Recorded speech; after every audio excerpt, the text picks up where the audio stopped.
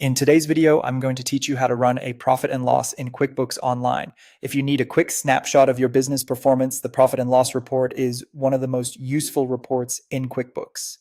It shows your income, your expenses, and ultimately whether you made a profit or operated at a loss during a specific period of time. In this walkthrough, I'll show you exactly how to pull that report and make sure you're looking at the right date range and accounting method before generating it. Start by opening QuickBooks Online.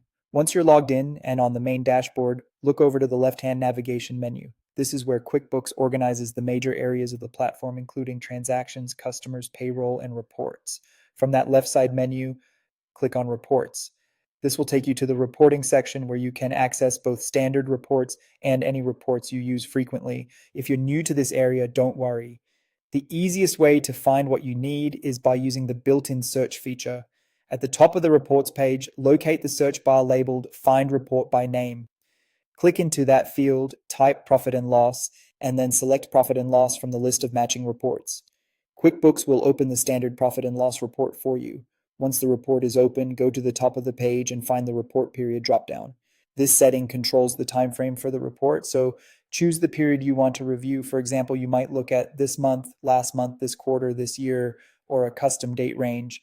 Picking the correct time frame is important because it directly affects the numbers you'll see in the report.